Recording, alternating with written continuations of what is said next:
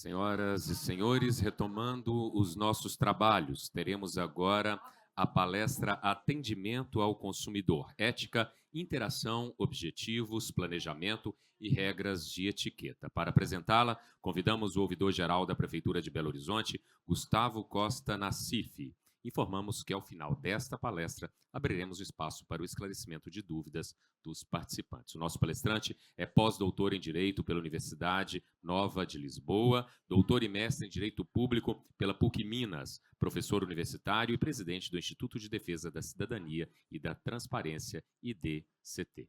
Gustavo, bem-vindo, bom trabalho. Boa tarde. Tudo bem com vocês? Vejo que é um auditório vivo, pujante, né? Que põe a mão na massa. Tenho certeza disso.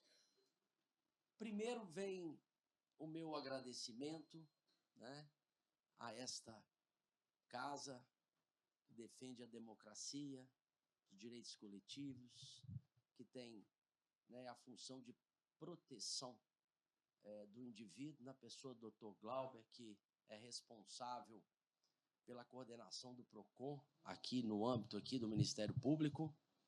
Quero dizer que fico muito lisonjeado pelo convite. Retorno aqui após uma conversa que tive em um programa muito interessante. Agradeço aqueles que me recomendam, né? Fernando, principalmente, é muito gentil da sua parte, né? Não sei se sou merecedor de tamanha gentileza, vamos assim dizer. Eu aproveito para também distinguir aqui vários amigos que tenho aqui no Ministério Público, né? Como o caso do Dr. Mauro Flávio, que é um amigo pessoal, que é o corregedor adjunto dessa casa, qual tive a oportunidade de fazer vários trabalhos em conjunto. Também faço referência ao nosso procurador-geral, sempre nos recebeu aqui e apoiou as nossas ações, quanto ouvidor que estava no Estado, hoje na Prefeitura, doutor Jarbas.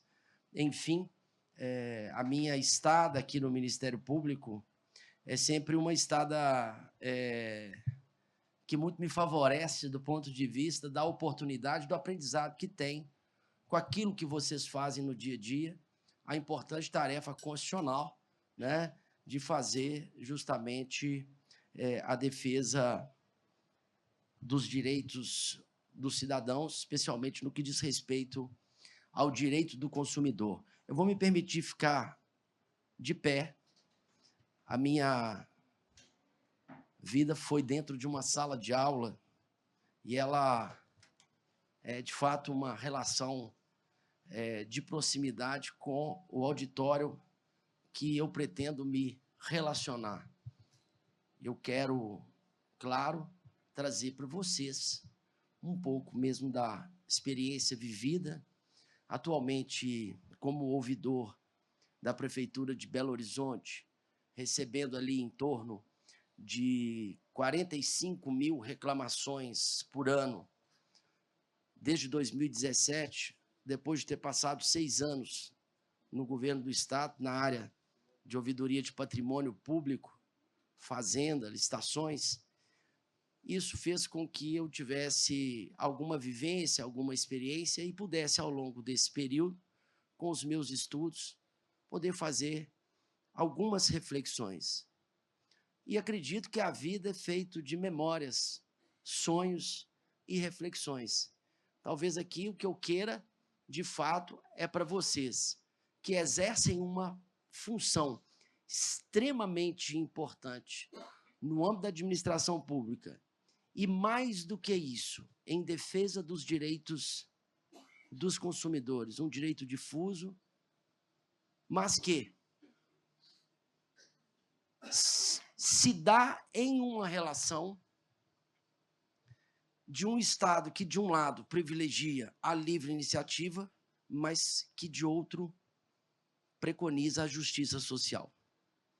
Então, aqui nós temos aqui princípios liberais e princípios sociais e, ao mesmo tempo, os princípios democráticos de proteção dos direitos difusos do cidadão.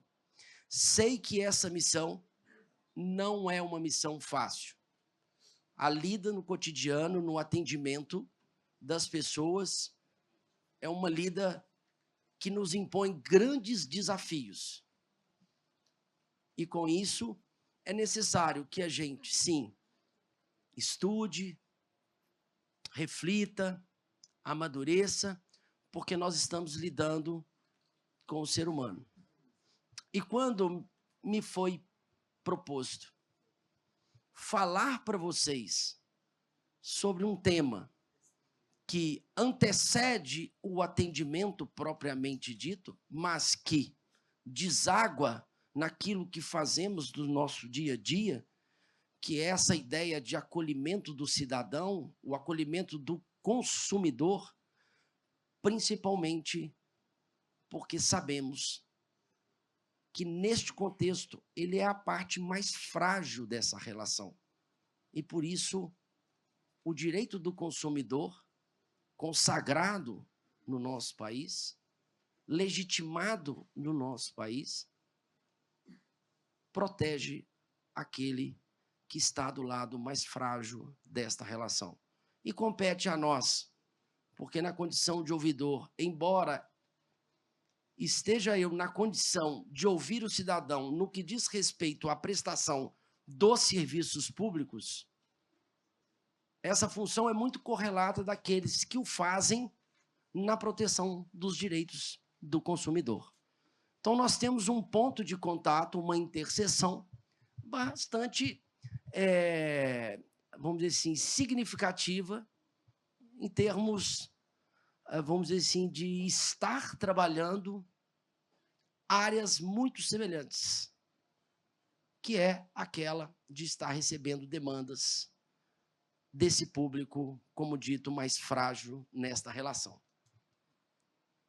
Eu tive o cuidado de, dentro do tema que me foi proposto, fazer 13 lâminas para que vocês pudessem acompanhar, levar, pensar,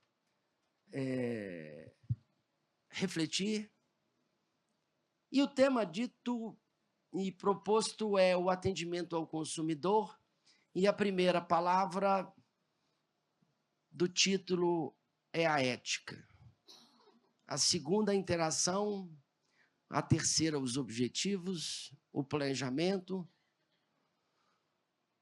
E depois veio escrito regras de etiqueta, eu me permiti mudar e colocar regras de acolhimento, porque é mais do que uma questão de etiqueta. Nós não estamos indo a um baile de debutantes.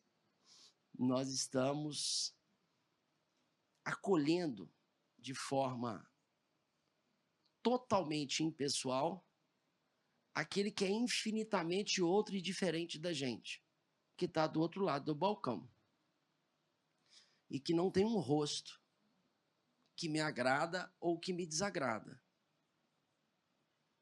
Nós estamos falando, então, quando a gente está falando do Código de Defesa do Consumidor, me permitir ir lá no site da página do Ministério Público e lá acolhi como princípios da relação de consumo, princípios, valores juridicizados, virtudes juridicizadas, ou aquelas que já estão muito além do campo ético ou moral, mas que fazem parte dos princípios, normas jurídicas que, vamos dizer assim, são aquelas que vão pautar a relação no mercado e na relação de consumo. E a primeira delas que aparece lá é a boa-fé. Vocês vão introjetando aí o que isso pode significar. E aí, propositalmente, eu lanço a primeira provocação, que é a seguinte: tudo que eu disser aqui, ele se inicia na subjetividade de cada um de vocês. Boa-fé, e essa reflexão ela vale para quem vos fala, inclusive. O quanto na minha vida, no meu ambiente, na família, com os amigos, no trabalho e nas relações que eu estou aí a viver no meu dia a dia, o quanto eu tenho boa fé diante das pessoas e do contexto em que eu vivo. Façam essa pergunta, é a primeira. Segunda, informação. Vocês são pessoas informadas? Vocês usam o sistema de acesso à informação, direito fundamental?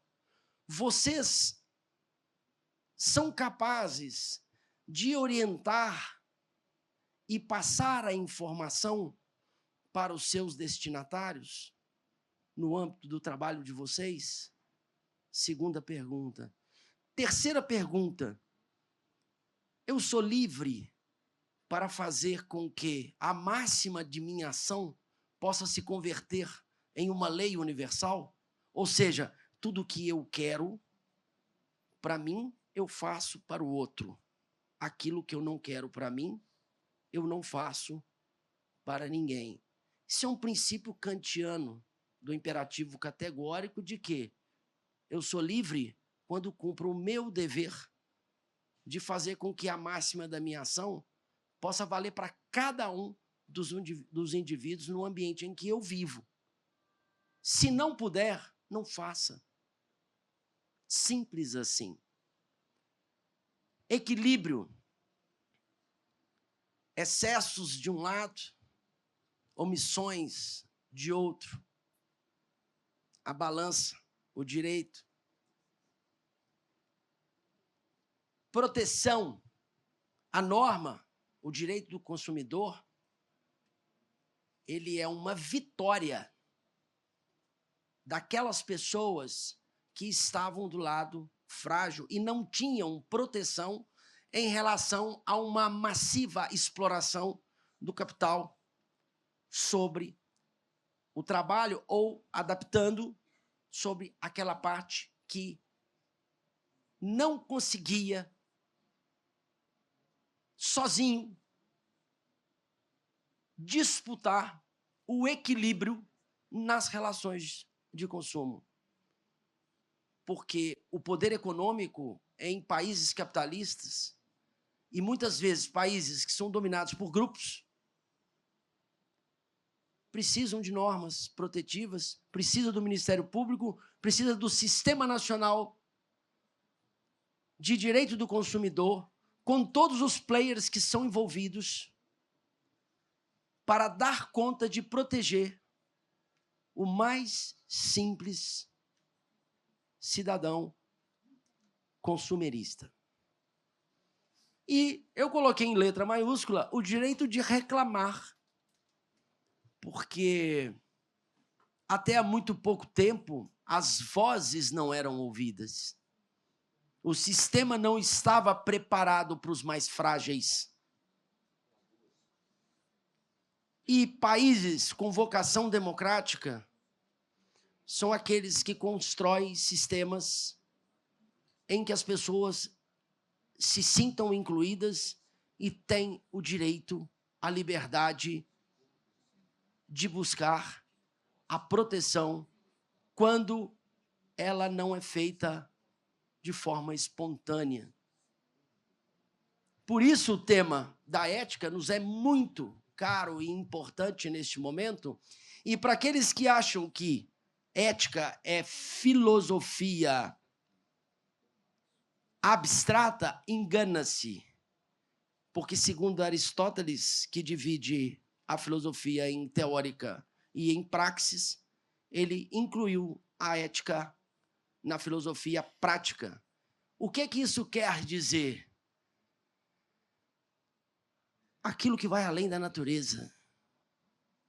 As coisas da natureza não estão sujeitas à reflexão, ao pensamento, à consciência humana. A natureza flui por si só, independente de qualquer coisa. Mas nós, seres pensantes, dependemos daquilo que constitui o ser humano, que é a nossa existência, com a nossa capacidade de pensar, com a nossa capacidade de deliberar e a maneira como nós escolhemos agir no mundo.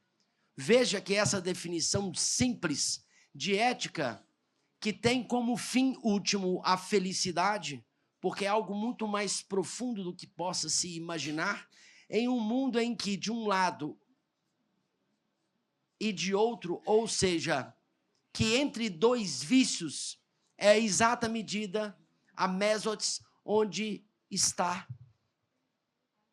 a virtude, que é um valor, que é algo humano e que acontece ou deixa de acontecer apenas em virtude da deliberação do ser humano ou do grupo a qual ele pertence. Então, sumo bem e justa medida é um meio termo entre dois vícios, ou entre a omissão e o excesso.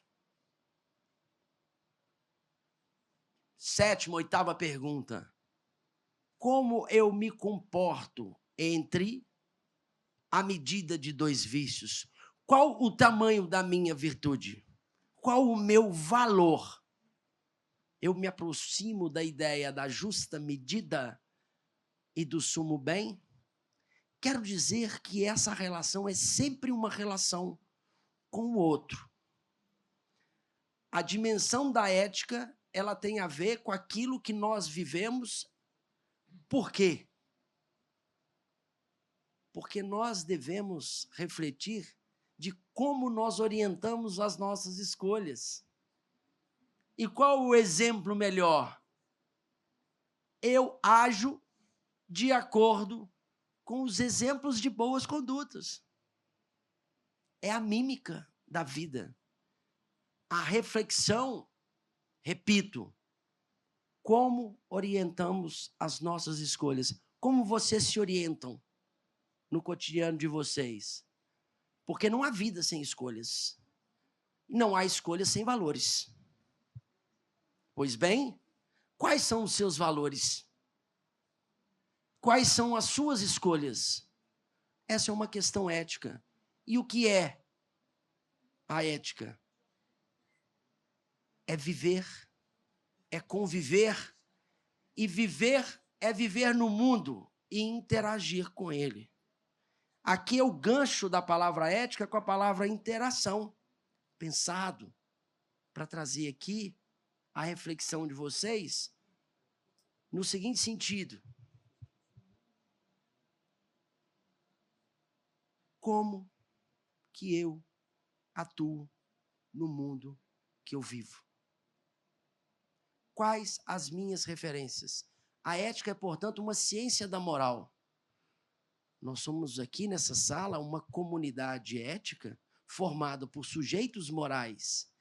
E a ciência da moral é aquela que vai medir os maiores, melhores valores que esse grupo possa nos oferecer.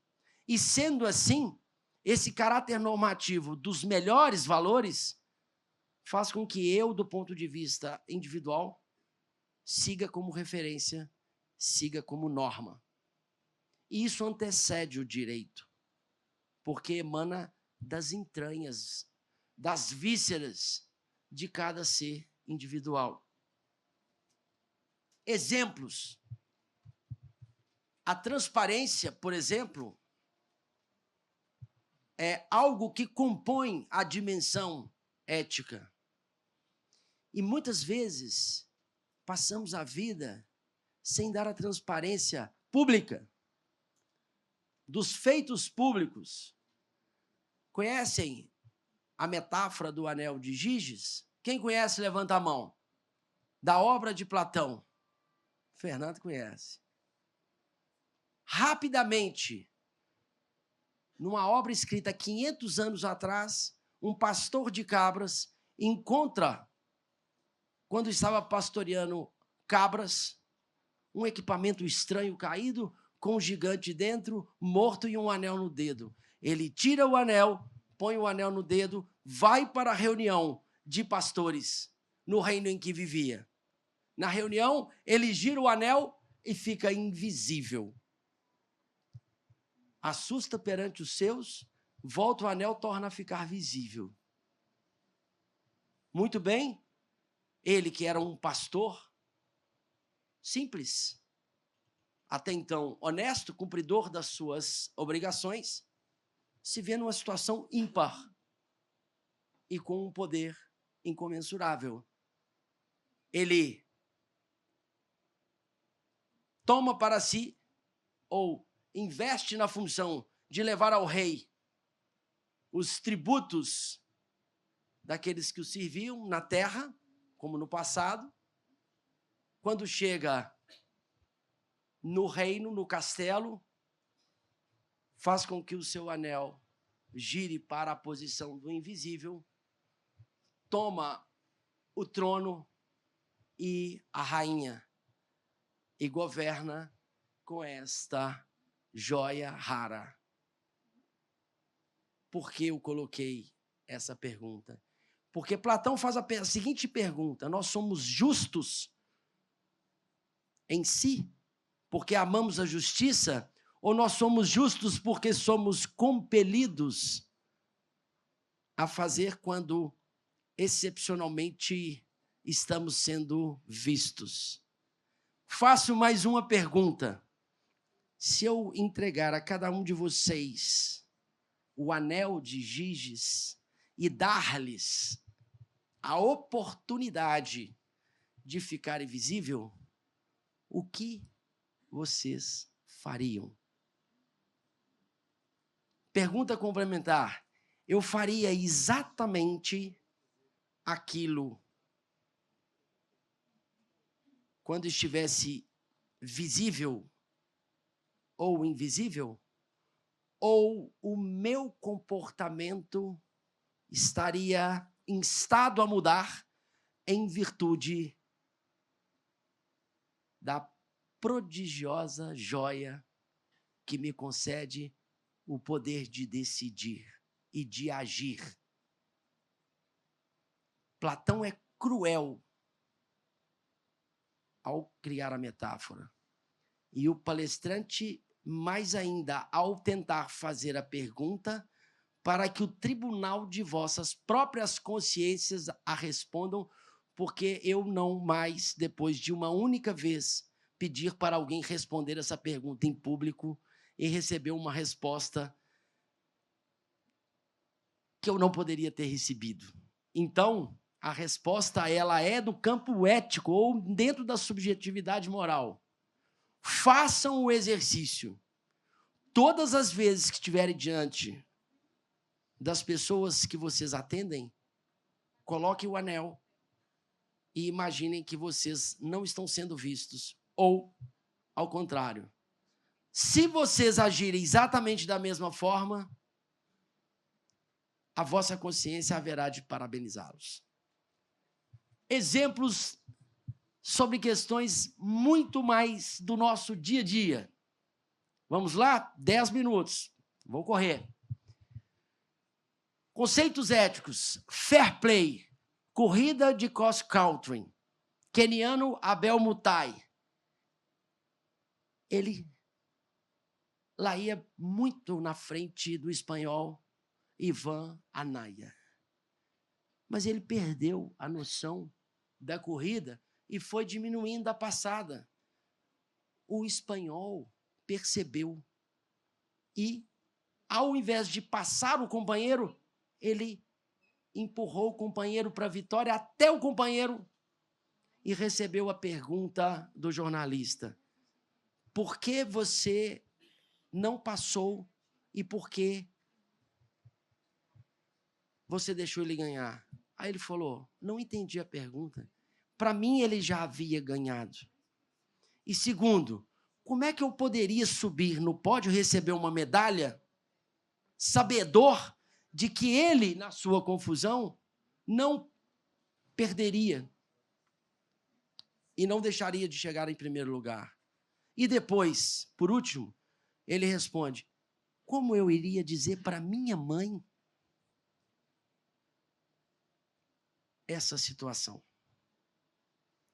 Outra situação interessante foi o jogo da Dinamarca em 2003, quando um sujeito, jogador do Irã, inadvertido, pega a bola com a mão dentro da área e o juiz apita pênalti. Ele achou que o juiz tinha terminado o jogo e apitado. E o jogador da Dinamarca põe a bola na marca do pênalti e chuta a bola para fora. Porque ele reconheceu que aquele erro beneficiaria de forma indevida a seleção dinamarquesa. No metrô de Estocolmo, existe uma passagem própria para as pessoas que esquecem o dinheiro. Ou que está atrasado e esqueceu a carteira. E um brasileiro pergunta para o oficial para que servia uma catraca sem a devida roleta. Ele responde naturalmente àqueles que esquecem, aqueles que deixaram a carteira, não têm dinheiro. Mas como assim? O oficial, como assim? Como assim, assim como? Não estou entendendo a sua pergunta. Ah, mas e se a pessoa não pagar? Eu falo assim, mano, mas continuo sem entender. Por quê? Porque isso não acontece aqui.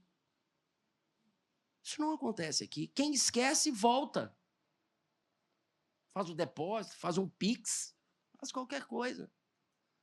Da mesma forma, o estacionamento.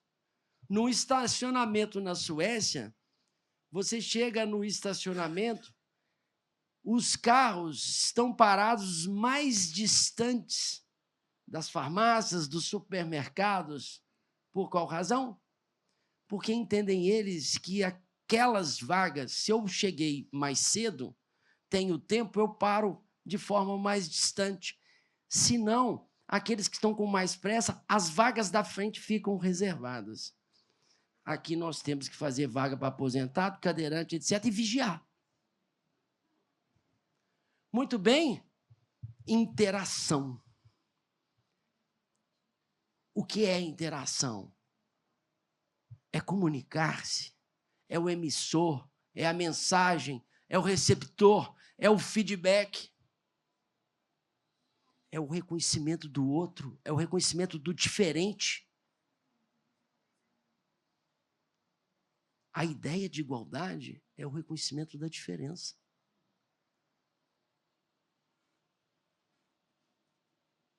Comunicação assertiva. Eu estou passando rápido porque o tempo é curto. Poderia ficar aqui refletindo algumas outras coisas com vocês e dando outros exemplos. Mas por que sugiro a vocês que trabalhem com um tipo de comunicação que seja importante para o dia a dia e o cotidiano daquele que precisa muito do nosso trabalho? A escuta consciente, escuta interpretativa, escuta paciente, escuta limpa. A maioria dessas pessoas, às vezes, não sabem argumentar, não sabem falar qual o seu direito foi violado. E a impaciência é algo instalado na administração pública. Falamos de democracia, de liberdade, mas as nossas instituições, todas, é a primeira a criticar quando as pessoas fazem uso dela.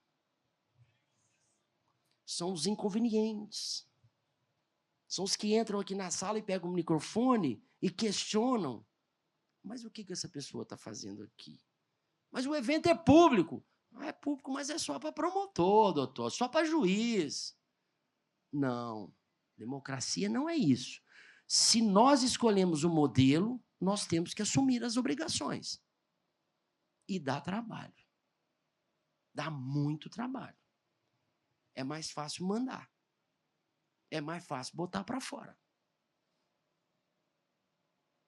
E isso machuca. E machuca quem não consegue responder.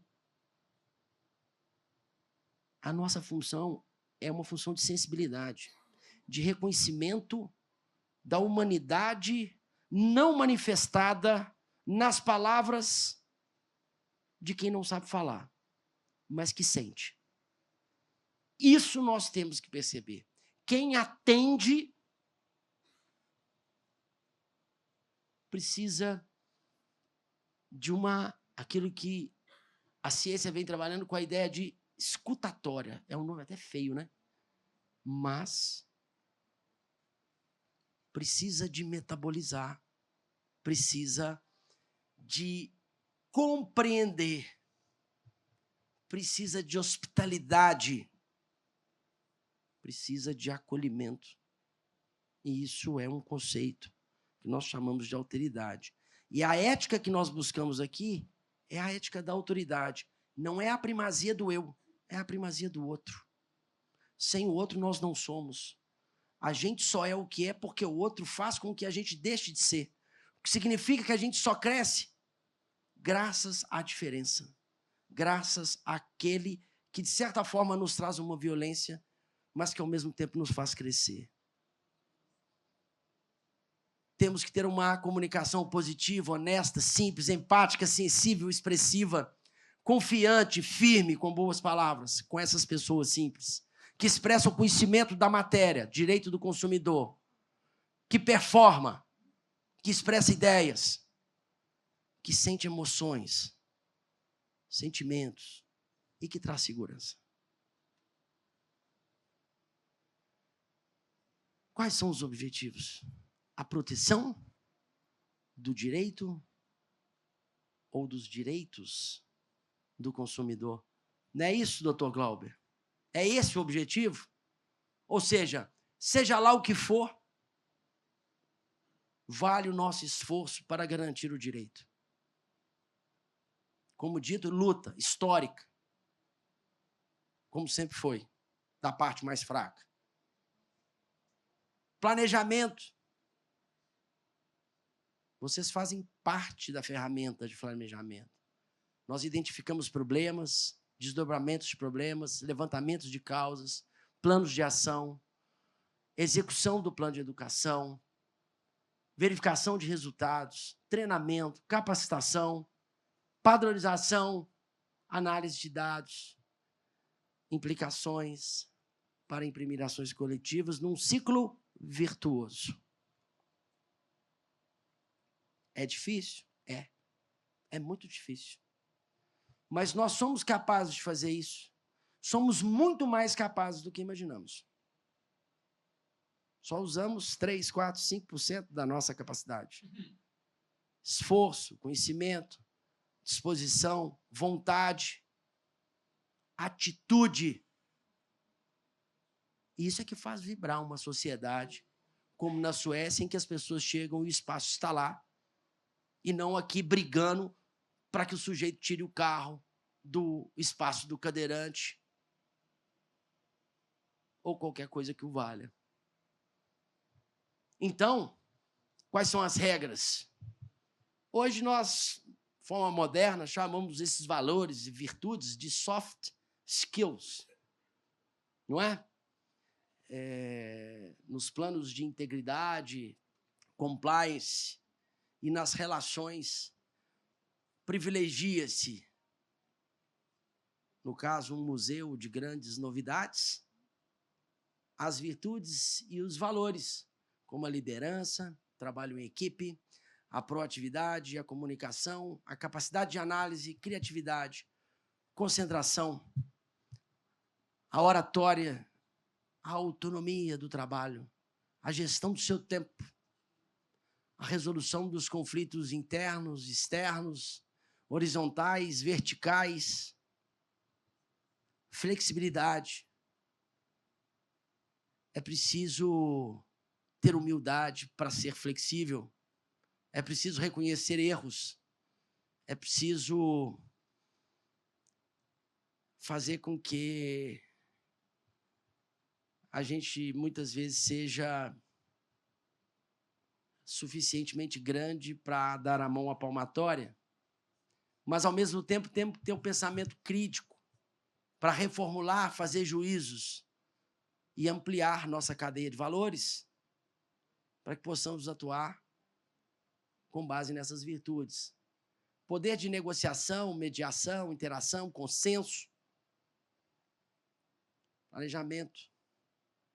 E se sentir muito motivado, porque só existe um projeto nessa vida que é o projeto que chama humanidade. É o maior investimento da natureza é que os homens sejam livres e iguais. Como dizia Jean-Paul Sartre, se Deus morreu e nos deixou abandonado, só nos restou a nossa própria consciência. Isso quer dizer ética. Isso quer dizer os nossos valores e a maneira como a gente lida com as pessoas no mundo em que vivemos e interagimos. Eu gostaria, por certo, de explorar mais o tema com maior riqueza de detalhes, mas essa brevíssima conversa, ela tem apenas o objetivo de estimulá-lo, se é que eu, de fato, conseguir fazer, mas se apenas uma pessoa aqui levar em vosso coração a necessidade de consciência de um mundo em que nós estamos todos no mesmo barco, já valeu para mim muito a pena ter vindo aqui. Obrigado, pessoal. Estou à disposição nas minhas redes sociais. Presido o Instituto de Defesa da Cidadania e da Transparência, com muito louvor. Fazemos atividades excepcionais em defesa da cidadania e da transparência. Se vocês quiserem nos seguir no Instagram e visitar na nossa página no website, tenho certeza que não perderão o tempo de vocês. Muito obrigado, Dr. Glauber, muito obrigado a todos vocês.